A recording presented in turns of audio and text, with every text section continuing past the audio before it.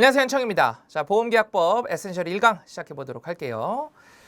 자, 이번 시간에는 우리 보험계약법 시험이 뭐다? 라는 이야기 하도록 할 겁니다. 자, 이 보험계약법 시험은 일단은 우리 손해사정사 시험의 1차 시험이죠.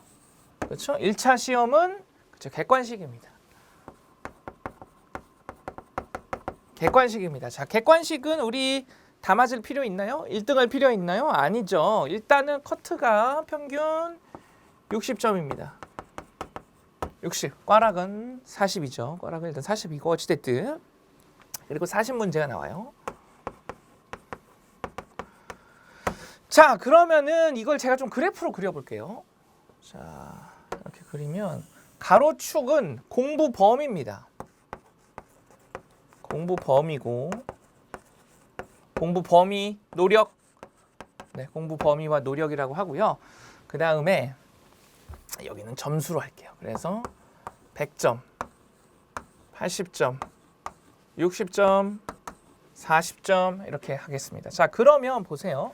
사실은 우리가 기본적으로 필요한 점수는 이 60점입니다. 그렇죠? 기본적으로 필요한 점수는 60점이에요. 자, 그러면 이럴 거예요. 문제가 40문제입니다. 자, 생각해 보세요. 우리 주관식 같은 2차 시험 주관식 같은 경우에는 문제가 10문제 정도 되거든요.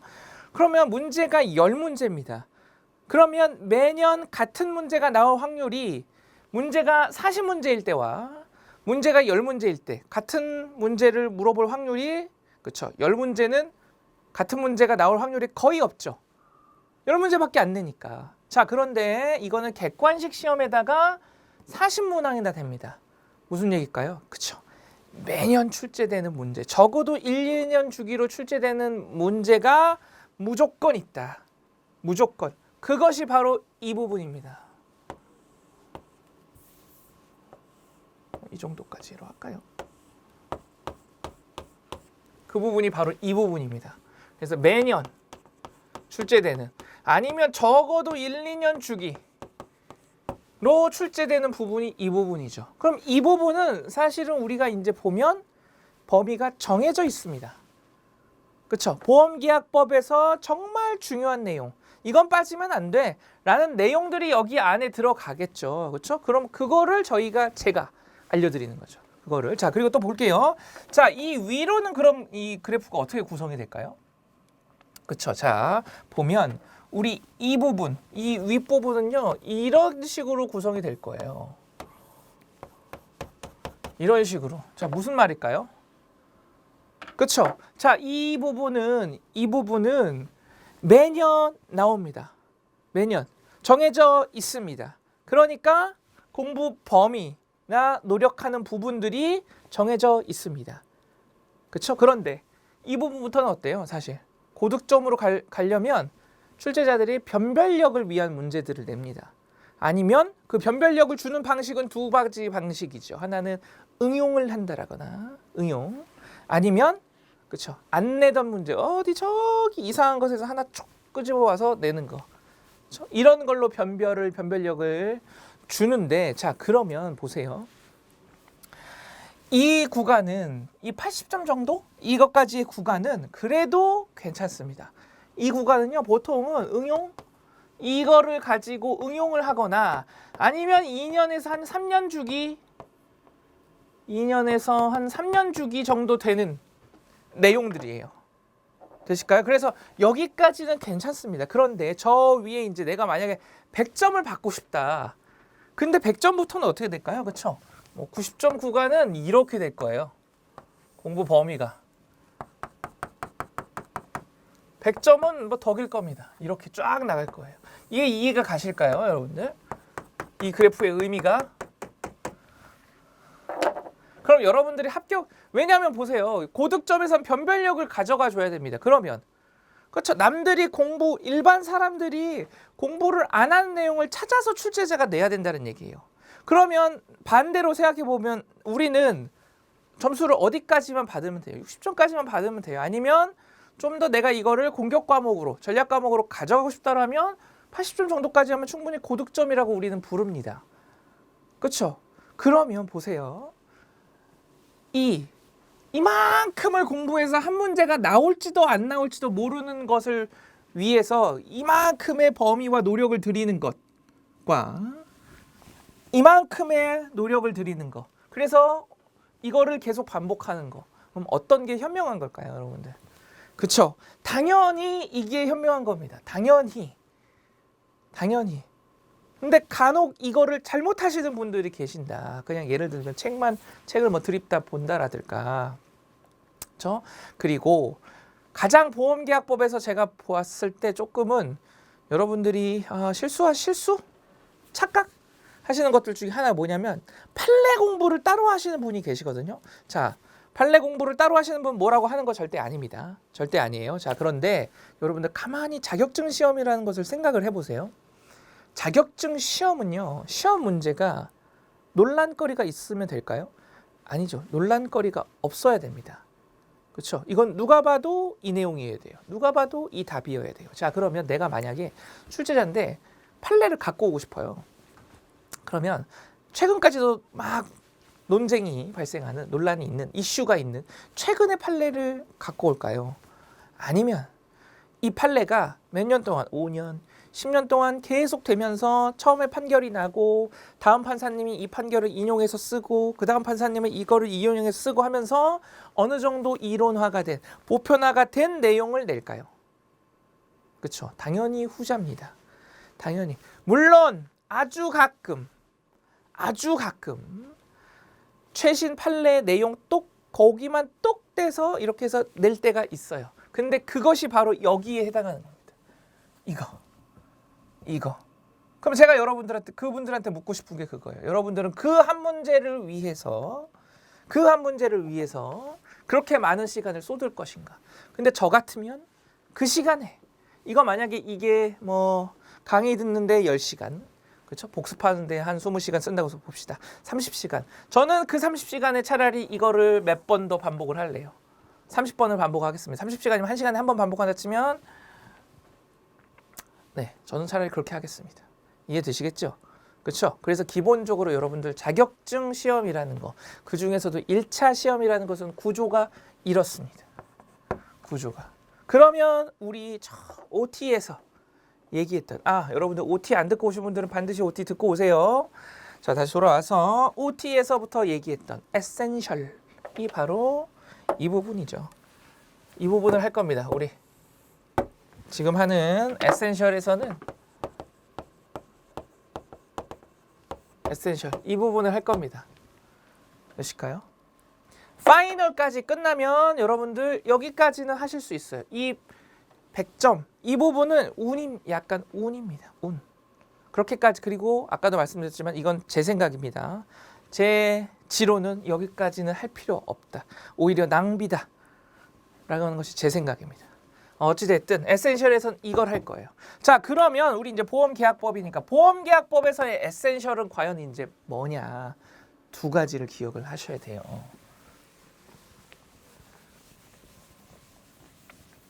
자, 보세요. 우리 법이라는 것은 크게 공법과 사법으로 나뉩니다. 공법은 뭐냐면 당사자가 그 어떤 행위의 당사자가 뭐 국가나 공공단체에 있죠. 이들일 경우가 공법입니다. 공법. 그러면 사법은 개인과 어떤 개인 간의 거래, 개인과 개인 간의 일을 규율하는 것이 사법입니다. 사사로울사. 그렇죠? 사법이라고 합니다. 그러면 우리는 사실 많이 만나는 거는 사법이 되겠죠. 그렇죠? 자, 그러면 사법의 기본이 되는 것이 여러분들 한번 들어보셨을까요? 민법입니다. 민법. 그래서 이 민법은 가장 우리 사법 중에 일반적인 법이에요. 일반적인 법. 그래서 여기에 대해서 일반에 대한 내용들을 하고 있습니다. 예를 들면 사기를 치면 어떻게 된다. 불법 행위를 저지르면 어떻게 된다. 이러한 일반적인 내용들을 다루고 있어요. 자, 그런데 법의 모든 내용을 다 다룰 수 있을까요? 아니죠. 민법에는 일반적인 내용들을 다루고 있게 되다 보니까 그러면 만약에 이거는 그냥 개인과 개인 간의 행동 이런 게 아니라 상거래야. 돈을 주고 돈을 받는 상거래야. 그럼 상거래일 때는 특수한 상황들이 많이 생기잖아요. 그렇죠? 그리고 상거래의 종류도 얼마나 많아요. 그러면 그것들이 민법으로 다 적용될 수 있을까요? 그렇죠? 민법은 가장 일반적인 수준만을 정해놓고 있습니다. 사기치면 어떻게 된다. 그렇죠? 사기치면 어떻게 된다. 뭐 불법 행위하면 어떻게 한다. 불법 행위 이 정도까지예요. 불법 행위를 저지르면 책임을 진다. 이렇게까지만 돼 있습니다. 그럼 그거를 우리 상법에 즉 상거래에 적용을 시킬 수 있을까요? 상거래? 예를 들면 보험계약법에서 이런 잘못을 했다. 그러면 이렇게 한다. 이런 책임을 진다. 이 내용이 민법에 설명이 안 되겠죠. 그렇죠? 그러니까 우리 법은 거기에 따른 특별한 법을 또 두는 겁니다. 즉 민법은 일반법적인 지위를 갖게 되는 거고 그러면 상거래에 있어서는 민법보다 특별하게 먼저 적용돼야 될 법이 있지 않겠어? 라고 만든 것을 우리는 상법이라고 합니다. 상법이라고 합니다. 되실까요? 자, 그리고 이 상법 중에 상법, 여러 상거래가 되겠죠. 이 상법 중에 하나가 보험계약법입니다. 다른 말로는 뭐라고 하냐면 그래서 사실 보험계약법이 정식 명칭은 아니고요. 우리 법조문에는 상법 보험편이라고 되어 있습니다. 되실까요? 상법 중에서도 보험편이다. 보험 거래를 위한 법이다라는 거예요. 이해가 되실까요? 자, 그럼 기본적으로 법의 구조가 이렇습니다. 법의 구조가 가장 일반적인 법률이 있고요. 그러면 그것보다 특수한 상황이 생겨. 즉 상거래 상황이 생겨. 그럼 거기에 대한 특별법을 만드는 거죠. 그것이 이제 상법입니다. 그런데 상거래 중에서도 종류가 나뉘죠. 그럼 보험계약법이라는 특수한 계약이 또 있게 되니까 오케이. 그러면 상법 중에 상법 보험편을 만들어서 그걸 보험계약법이라고 하고 보험계약에 있어서의 이 법을 적용을 시키자라고 하는 거예요. 되시겠죠? 그러면 우리는 이것을 배우게 되니까 우리가 고민할 것 첫 번째 뭘까요? 그렇죠. 이 법이 어떻게 생겼지예요. 즉 법조문입니다. 바로 법조문. 법의 조문. 몇 조 몇 항에 뭐 숫자까지 외우실 필요는 없고요. 어찌됐든 몇 조 몇 항에 뭐 약관교부 설명 의무 뭐 이런 식으로 해서 그 조항의 내용 그 법 조문입니다. 자 보세요. 자 저는 기본적으로 이런 생각을 갖고 있어요. 세상 모든 일이 쉽게 생각하면 쉽고 어렵게 생각하면 한없이 어렵습니다. 자 그러면 간혹 이제 보험계약법 여러분들 굉장히 좀 어렵게 생각하시는 분들이 계실 거예요. 사실 시험의 난이도도 조금 있습니다. 왜 그러냐면 그럴 수밖에 없는 것이 잘 보세요. 이것도 이제 기본적으로 자격 시험을 여러분들이 대할 때 이 원리를 알고 가시면 좋은데 보세요. 자 우리 무슨 법 과목이 있습니다. 그리고 무슨 이론 과목이 있어요. 자, 각각의 특징들을 좀 볼게요. 특징들. 자, 법 과목. 법 과목은 OT에서도 설명을 드렸지만 그 해당 법을 배우는 거죠. 해당 법. 해당 법은 이미 만들어져 있죠. 그거를 배우는 거예요. 그러니까 범위나 용어가 어때요? 정해져 있습니다. 이것만 공부하면 돼요. 이해되실까요? 범위나 용어가 정해져 있습니다. 자, 그런데 무슨 이론 이런 과목들은 어떨까요? 무슨 이론, 무슨 학 이런 것들은 그렇죠. 절대적인 기준이 없어요. 절대적인 범위가 있는 것이 아닙니다. 절대적인 용어라는 것은 없어요. 그냥 어떤 학자분들이 어떤 교수님들이 어떻게 쓰시냐에 따라 다른 겁니다. 즉 이것이 정해져 있지 않습니다. 다른 말로는 범위와 용어가 좁죠. 정해져 있습니다. 우리 특히나 보험계약법은 여러분들 이제 제가 이제 1강 강의 자료실에 올려드릴 건데 보시면 장수로 6장 정도밖에 안 돼요. 되실까요? 그것 가지고 하는 겁니다. 그것 가지고. 근데 이론은 그쵸. 사실 어떻게 정해요? 보험계약법이 몇 조부터 상법 몇 조부터 몇 호까지입니다. 그럼 그것만 공부하면 되죠. 근데 이 무슨 이론은 정해진 게 없어요. 즉 범위나 용어가 굉장히 많다, 넓다 이런 뜻이 됩니다. 이해되실까요? 자, 그러면 다른 측면에서 봤을 때 대신에 그러면 이제 시험이 지금 40 몇 회란 말이에요. 보험계약법 정해진 범위와 정해진 용어 안에서 내야 됩니다. 40 몇 회를. 그러니까 그쵸, 점점 난이도가 올라간다. 자, 여기서 말하는 난이도라는 것은요, 여러분들 단순히 어렵다 이 수준이 아니라 응용을 하는 것을 의미를 할게요. 응용을 하는 것을 난이도를 높다라고 하겠습니다. 여러분들이 공부가 어렵다. 나 이 과목 너무 어려워라고 하는 것은요, 사실 대부분 그 과목이 진짜 어려워서가 아니라 그냥 익숙하지 않아서 그래요, 여러분들. 반대로 말하면 익숙하게만 하면 사실 자격증 시험 붙으실 수 있습니다. 이게 간단한 원리인데 차마 못하고 도전적으로 생각을 못하고, 그렇죠? 쉽게 생각을 못하고 너무 자격증 시험은 어려운 거야. 뭐 예를 들면 보험계약법, 그거 법 난 못해. 이렇게만 접근을 하려고 하다 보니까 한없이 어려워지는 거죠. 절대 아니다.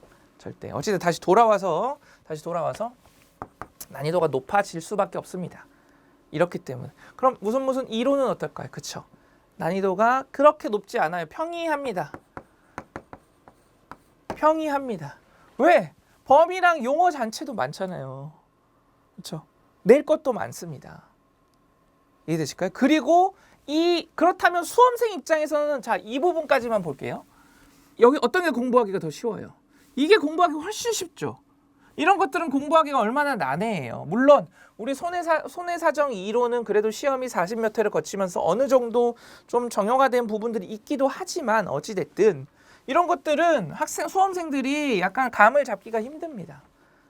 그런 상황에서 만약에 어렵게 낸다? 거기다가 또 그렇죠. 그러면은 이제 힘들어지는 거죠, 진짜. 그러니까 기본적인 구조는 평이해질 수밖에 없어요. 이해되시겠죠? 그렇죠? 그리고 예외적으로 보험업법 있죠. 우리 보험업법.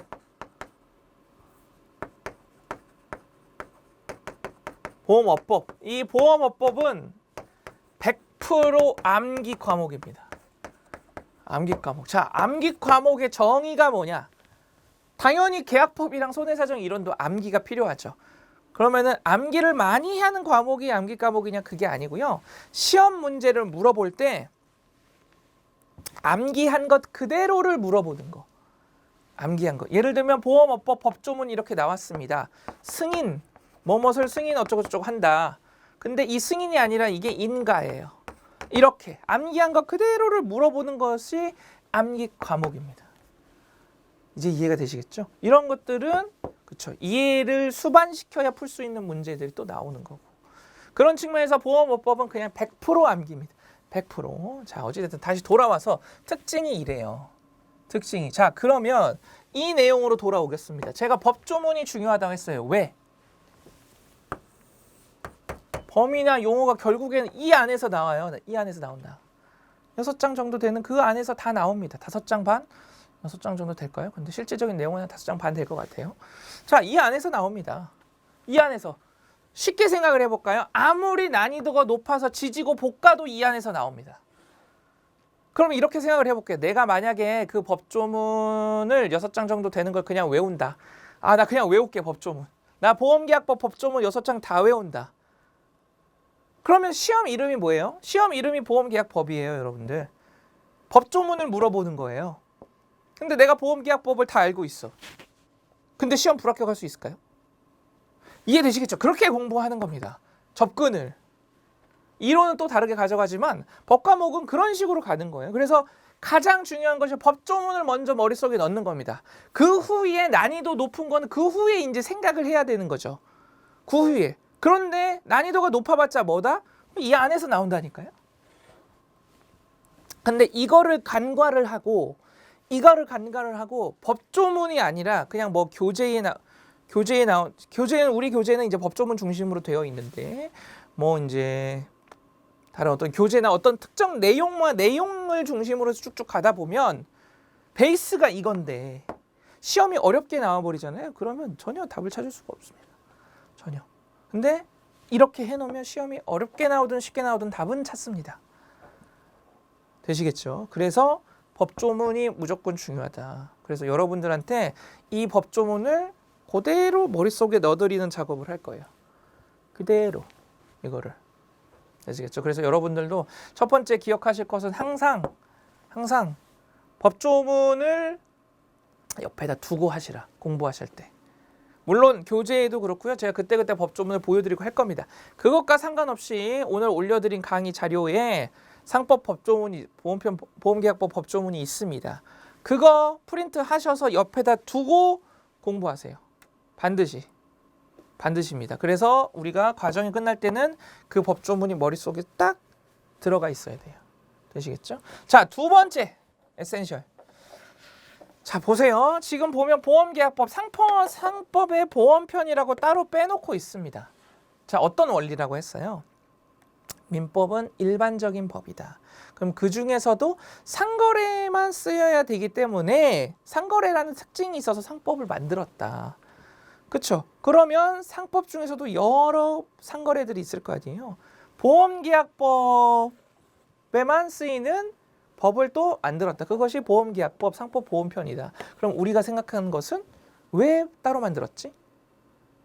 왜 필요하지? 그거죠. 그게 곧 이것의 존재의 이유 아닐까요? 여러분들. 왜 필요해? 왜 굳이 보험계약법을 만들어놨지? 보험계약이 일반적인 상거래와 어떤 점이 다르길래 보험계약법을 하고 따로 만들어놨을까? 굳이 상법 사편이거든요. 상법 보험편이라고 굳이 만들어놨을까? 그것을 여러분들 지금부터 우리가 공부하는 거예요. 그거를. 이해되실까요? 왜 보험계약법을 만들었을까? 그렇게 보다 보면 뭐가 보이냐? 왜 이 조문이 만들어졌지? 그게 보입니다. 그러면 법에서는 우리가 계속 지금 왜를 하게 생각하게 되죠. 그 법의 즉 왜가 무슨 얘기예요? 취지잖아요. 취지. 이 취지를 우리가 알게 되면 그리고 취지를 연구하는 버릇을 머릿속에 들이다 보면 문제가 어려워졌을 때 판례나 하여튼 어려운 문제가 나왔을 때 바로 해결이 가능하다. 생각을 해보세요. 우리 사실은 판례라는 것은 어떤 분쟁이 생겼을 때입니다. 그렇죠? 그럼 법 조항을 적용함에 있어서 누구는 이렇게 해석하고 누구는 이렇게 해석하고가 문제인 거죠. 그럼 판사님께서 결론을 내릴 때 어떻게 내리세요? 생각해 보세요. 이거 자연스러운 흐름이잖아요. 아, 이 법의 취지는 이렇다. 이렇기 때문에 이 법은 이렇게 해석하고 이렇게 적용을 해야 된다라고 나오는 거죠. 그리고 이게 어려운 문제다 라고 한다면 그렇죠. 취지를 알고 있다는 거는 문제가 어려워질수록 나는 사실 잘 풀 수 있다. 되시겠죠? 그리고 그렇게 하면 잘 까먹지도 않습니다. 사실. 법조문을 머릿속에 넣으면서 아 이게 왜 있다라고 생각한다면 사실은 잘 까먹지도 않아요. 잘 까먹지도 않는다. 되시겠죠? 그래서 이런 식으로 할 겁니다. 이런 식으로. 자, 그러면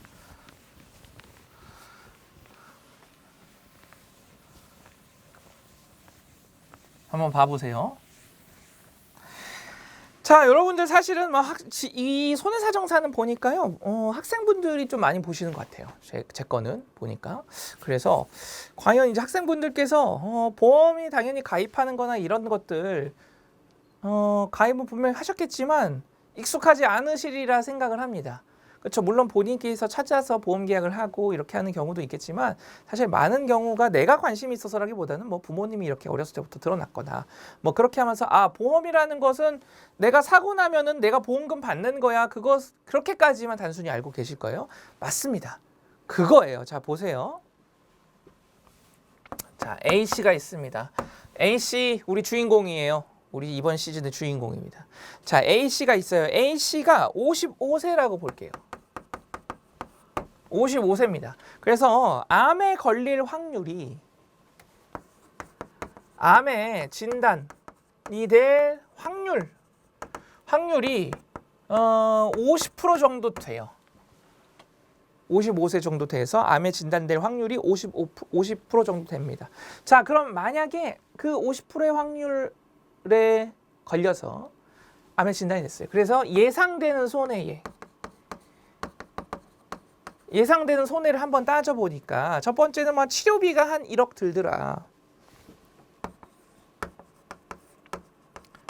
치료비가 한 1억 정도 들더라. 그리고 기타 뭐 일을 못해서 생긴 손해 어쩌고 저쩌고 해서 또 기타 손해액이 1억 정도 들더라. 그래서 총 2억의 손해가 발생될 것으로 예상이 되더라. 이런 상황입니다. 자, 그러면 A는 지금 암이 발생했어요? 발생한 거 아니죠? 아직 암이 발생한 거 아닙니다. 하지만 A는 안전하다고 볼 수 있을까요? 자, 여기에 B씨가 있는데 B씨는 예를 들어서 20세입니다. 암 진단 확률이 5%예요. 예를 들면 그러면 A는 B보다 암 아직 둘 다 안 걸렸습니다. 걸린 거 아니죠? 암 진단 여부와 상관없이 A는 B보다 안전하다고 할 수 있을까요? 그렇죠. A는 B보다 안전하지 않아요. 그 말은 즉슨 A는 B보다 위험을 크게 많이 갖고 있습니다. 즉 A는 지금 50%의 확률로 2억의 손해가 발생할 위험을 갖고 있는 거죠. 이해되실까요? 자, 이 위험이라는 것은 꼭 발생해야 되는 거예요? 아니죠. 아직 발생 안 한 상태입니다. 그럼 발생 안 한 상태를 어떻게 위험을 측정해요? 발생 확률과 예상되는 손해액을 가지고 위험의 크기를 측정할 수가 있습니다. 우리는. 그렇죠? 그래서 B보다는 A가 훨씬 더 큰 위험을 갖고 있어요. 그래서 그 위험은 암이 한번 걸리면 50%의 확률로 해서 걸리면 2억의 손해가 발생된다는 것이 위험의 크기입니다. 그러니까 A가 생각하는 거예요. 야, 이거 큰일 났다. 나 보험 하나 들어야 되겠다 해서 보험을 가입을 합니다. 보험. 자, 그럼 중요한 게 있어요. 보험을 가입하면 뭐 때문에 가입해요? 보험금 받으려고 하는 거죠. 사고가 나면 보험금을 받습니다. 사고가 나면 사고가 발생을 하면 뭐를 받아요? 그렇죠? 보험금을 받습니다. 보험금. 제가 앞으로는 보험금을 줄여서 I라고 쓸게요. I. 보험금을 받습니다. 자, 그런데 보세요. 이 사고라는 것이 이거 지금 무슨 보험일까요? 암보험을 가입을 했습니다. 암보험을 가입을 했는데 자동차 사고가 났어요. 그럼 보험금 줄까요? 아니죠. 자, 자동차 보험을 가입했습니다. 내가 암의 진단이 됐어요. 보험금 받을 수 있나요? 아니죠. 자동차 보험은 자동차 사고가 났을 때 주는 거고요. 암보험은 암에 걸렸을 때 주는 겁니다. 되시겠죠? 즉, 우리는 아무 사고나 보험에서 주는 것이 아니라 해당 보험에 해당하는 사고가 있겠죠. 그것을 우리는 보험사고라고 해요. 보험사고. 즉, 이 보험사고가 발생했을 때 보험금을 주는 겁니다. 보험사고가 발생했을 때. 그러면 이 암보험에서의 보험사고는 뭐예요? 보험사고. 암보험에서의 보험사고는. 그렇죠? 암에 걸린 거죠. 보험사고는 암에 진단이 된 겁니다. 그럼 보험금을 받아요. 2억을 받습니다. 2억을. 되시겠죠? 자, 그런데 이것이 이제 보험이란 서비스인데 이 서비스가 공짜냐? 아니죠. 우리는 뭐를 내요? 보험자한테 보험료를 냅니다. 보험료. 이거 많이 헷갈리셨죠, 여러분들? 보험료. 제가 보험료를 앞으로 P라고 적겠습니다. 보험료를 내요. 뭐 예를 들어서 월 5만 원이라고 볼까요? 예를 들어서 암보험 월 5만 원? 그 정도 하는 것 같습니다. 좀 비싼 편인가요? 5만 원이면 좀 비쌀 수도 있겠네요. 어찌됐든 월 5만 원 정도의 보험료를 냅니다. 월 5만 원 정도에. 그렇죠? 그리고 만약에 사고가 발생하게 되면 보험금을 받는 거죠. 얼마? 2억. 이 2억은 얼만데? 뭔데? A가 갖고 있었던 위험의 크기가 2억, 50% 확률의 2억이었죠. 이해되실까요? 이게 보험이에요. 그럼 이거를 다른 말로 바꿔보면 지금 어떤 상황이에요? A는 월 5만 원을 내고 사고가 났을 때 2억을 받을 수 있습니다. 50%의 확률로 사고가 났을 때 2억을 받을 수 있다. 다른 말로 하면 A는 보험료를 내고 내가 A가 가지고 있던 이 위험을 대비할 수 있다. 왜 대비가 되는데? 보험회사가 2억을 대신 주니까. 왜 대신 줘? 보험료를 주잖아. 보험료를 줌으로써 A가 이 위험을 어떻게 한 거예요? 이 위험을 보험자에게 준 거예요. 위험을. 이해되실까요? 이것을 우리는 전가했다라고 합니다. 위험을 전가시킨 거예요. A가 보험료를 주고 본인이 가지고 있던 위험을 전가시킨 겁니다. 전가. 이해되실까요? 자, 이걸 좀만 더 간단하게 할게요. 옆에다가 여러분들 옆에다 이어서 적어주시면 되세요. 간단하게만 하면 자, A는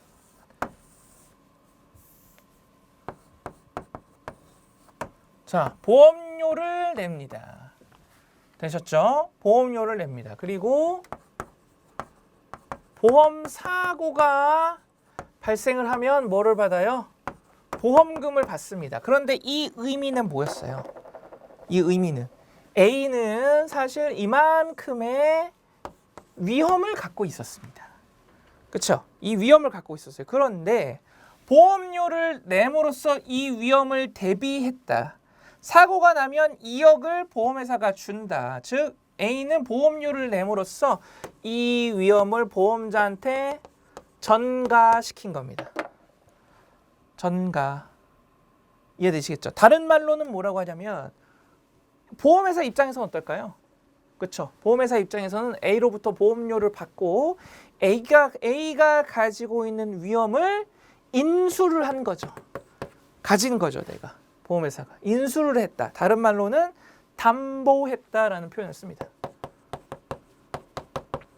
담보했다. 되시겠죠? 이것이 보험입니다. 자, 그러면 보험은 어때요? 그렇죠? 기본적으로 위험이라는 것이 있어야 돼요. 위험이라는 것이 있어야 됩니다. 위험이 없으면 보험도 존재하지가 않습니다. 그래서 우리 유명한 말이 있어요. 위험이 없으면 보험도 없다. 적어 보실까요?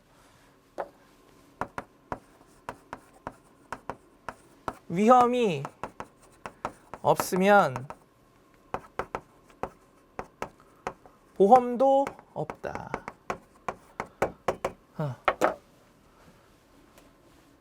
이것이 보험입니다. 보험. 되시겠죠? 자, 한 가지 주의하실 것은 이것까지만 할게요. 한 가지 주의하실 것은 뭐냐면 지금 A는 보험료를 냈습니다.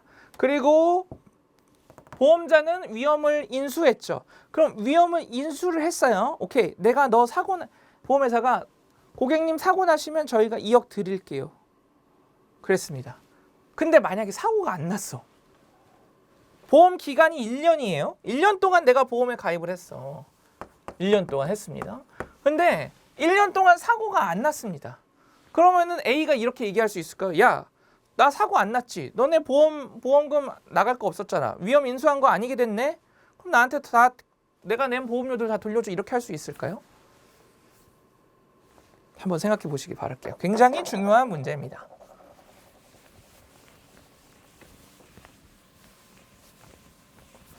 네. 자, 이렇게 해서 우리 보험계약법이 뭔지 그리고 마지막에 맛배기로 보험이란 뭔지에 대한 이야기를 간단하게 했습니다. 자, 그러면 정리를 할게요. 정리를 하면 자, 어찌됐든 보험계약법 시험 준비 공부할 때 우리 이제 에센셜에서 필요한 건 두 가지입니다. 뭐? 법조문. 그 다음에 항상 왜 이게 필요하지? 취지. 왜를 항상 생각하시는 거 두 가지 굉장히 중요하다라는 거 말씀을 드리고 그 다음에 결국에 보험으로 왔습니다. 그러면 보험에서는 결국엔 뭐다? 위험이 있어야 된다. 보험료를 주고 위험을 전가시키는 제도입니다. 보험회사한테. 다른 말로 위험을 보험회사가 보험료를 받고 위험을 인수하는 겁니다. 위험을 담보하는 겁니다. 되실까요? 다음 시간에 정리해 드릴게요. 이거 똑같이 다 하나의 흐름으로 해서 이번에는 이제 본격적으로 제가 이제 필기를 정리를 해드릴 겁니다. 그러니까 너무 걱정하지 마시고 어찌됐든 이번 시간에 여러분들 기억하실 것은 위험이 없으면 보험도 없구나. 기본적으로 위험을 바탕으로 하는구나라는 거 기억을 하시고 그 다음에 아까 제가 드렸던 질문 만약에 보험금이 나갈 일이 없었어. 그럼 이거 그냥 무효되는 건가? 아무 일이 없었으면? 거기에 대해서 한번 심각하게 생각해 보시면 좋을 것 같아요. 네, 이번 시간 내용 여기까지고요. 다음 시간에 이어가도록 하겠습니다.